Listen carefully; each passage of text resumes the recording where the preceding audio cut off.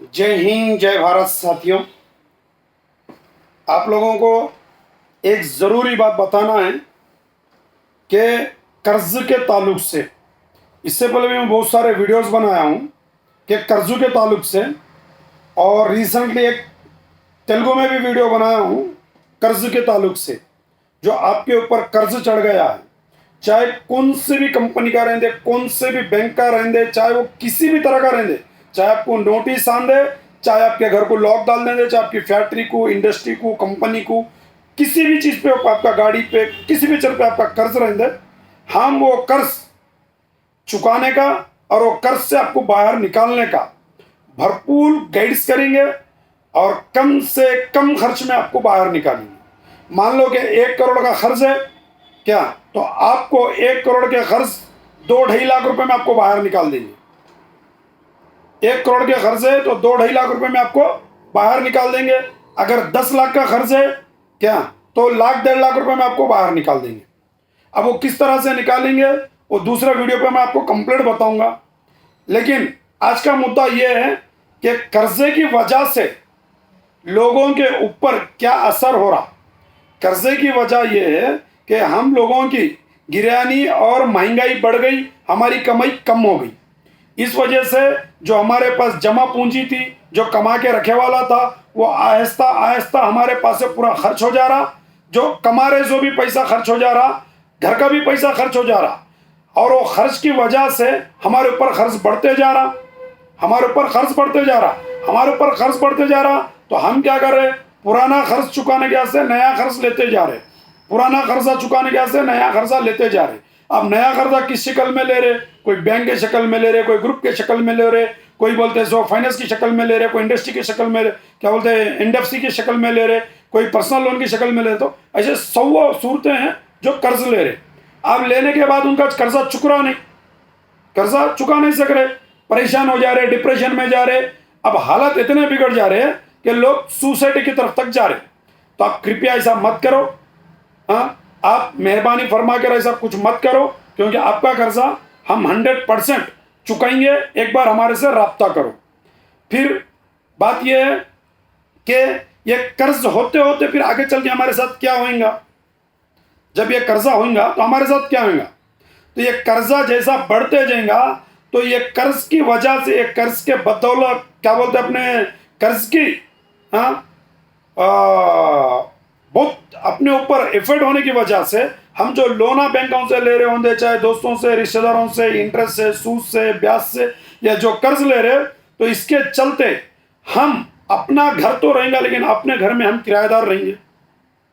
अब देख रहे होंगे बैंकों के ग्रुपों के ईएमओ के बन रहे, हर महीना पैसे बन रहे, अपने घर में अपन किराएदार हो जाएंगे, क्योंकि हमारे घर हमारा नहीं रहेगा, खाली हम नाम को रहेंगे घर के अंदर। हमारे घर में हम किराएदार, हमारे खेत में हम मजदूरदार।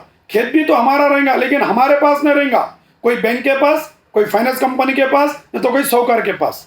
तो यानी कि हमारे खेत में हम मजदूरदार, हमारी फैक्ट्री हमारी रहेंगी, लेकिन हमारे पास नहीं, कोई बैंक के पास नहीं, या समझ में आया तो कोई फाइनेंस के पास, या नहीं तो कोई क्या बोलते अपने साहूकार के पास, यानी कोई कर्जदार के पास। तो हमारे खेत में हम मजदूरदार, फिर हमारी फैक्ट्री भी सेम चीज, हमारी फैक्ट्री में हम चौकीदार, हमारी दुकान में हम एक नौकर, यानी कि एम्प्लॉय।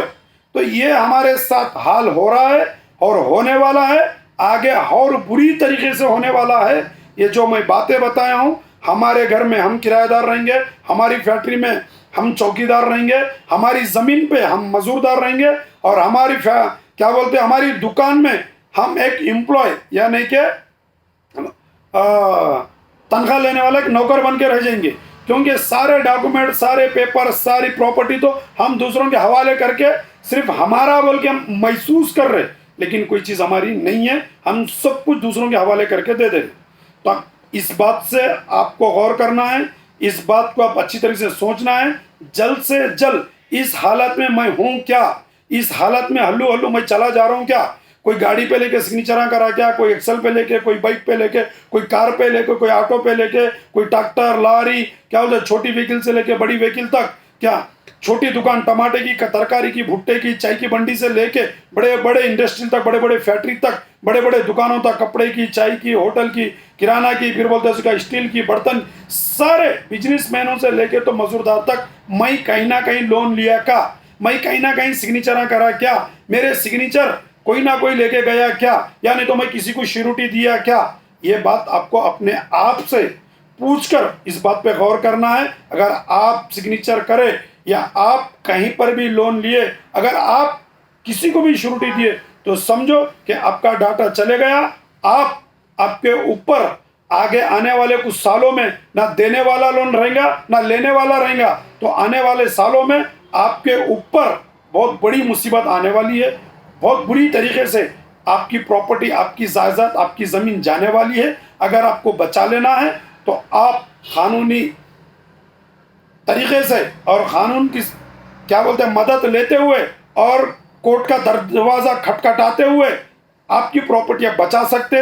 अगर आप लापरवाही में हैं, आप अगर क्या बोलते हैं होता होगा देखेंगे जाएंगे बोल के अगर आप देखी में बैठे हुए तो आपको बर्बाद होने से कोई नहीं बचा सकता। ऊपर वाला भी बोला कर मेहनत तो खा नियामत, ऊपर वाला भी बोला कर मेहनत तो खा नियामत। इसी तरह से अगर आप लोग अगर अपनी कमाने के यहाँ से कितनी फिक्र कर रहे प्रॉपर्टी, वो कमाने की कमाई से प्रॉपर्टी को अगर बचाने की अगर फिक्र नहीं करेंगे तो आने वाले हालत बहुत बुरे हैं। आपकी प्रॉपर्टी 101% जाने वाली है। अब कई जगह देखने को आ रहा है कि कई घरों को ताले गिर रहे, कई फैक्ट्रियों को ताले गिर रहे, इंडस्ट्री को ताले गिर रहे, कई घरों के पास नोटिस लग रहे, कई घरों के ऊपर क्या बोलते हैं ये गवर्नमेंट की प्रॉपर्टी है बोल के लिखना हो रहा, कई खेतों के ऊपर ये गवर्नमेंट की प्रॉपर्टी है बोल के, या फिर बोलते हैं या नहीं तो फाइनेंस की कंपनी की, बहरहाल किसी की भी, क्योंकि आपका डाटा है, कल आपके ऊपर गलत इस्तेमाल होने वाला है। तो मेरी बात आपको समझ में आ गई। इसके बचने का एक ही एक तरीका है, कोर्ट है, वो भी क्या बोलते हैं जानकार एडवोकेट, क्या अच्छे माहिर एडवोकेट ही आप लोगों को बचा सकते हैं, ये कर्जे की दलदल से आपको बाहर निकाल सकते हैं। मेहरबानी करके आप लापरवाही मत करो और मेहरबानी करके आप अंधी धुन में मत रहो, कानूनी कार्रवाई करो और अपनी प्रॉपर्टी बचाओ। जो प्रॉपर्टी अपनी आल औलाद के वास्ते कमा के रखे, उस प्रॉपर्टी को बचाने का भी आपका ही हक है, आपका ही काम है। क्योंकि हर बार मैं ये बात बोल रहा हूँ कि कोई भी चीज़ बगैर मेहनत के आती नहीं और कोई भी चीज़ बगैर मेहनत के अपने पास रहती नहीं और बगैर सूझबूझ के प्रॉपर्टी को अपन संभाल सकते नहीं। तो आपके पूरे सिग्नेचर्स हो गए सो है, आपके पूरा डाटा चलेगा सो है, सिर्फ आपकी प्रॉपर्टी जाना बाकी है। कुछ सालों में आप लोग देखेंगे एक लहर आएंगी, घरों को, प्रॉपर्टियों को, ज़मीनों को लाख डालने की, सीज करने की, क्या एक बहुत बड़ी एक चेन चलेंगी। आप लोग इस बात को अच्छी तरह से जानते भी और पहचानते भी है। बस मेहरबानी करके आप अपनी प्रॉपर्टी बचाने की मेहनत करो। एक बार हमारे से क्या मिलो और हम आपको अच्छी तरह से गाइड्स भी करेंगे क्या, और एक बार हमारा नंबर दे देंगे, अब हम नीचे वीडियो के अंदर दे देंगे। हमारे नंबर के ऊपर एक बार कांटेक्ट करो, बात करो हमारे से, अब आपको अच्छी सलाह भी देंगे। जय हिंद, जय भारत।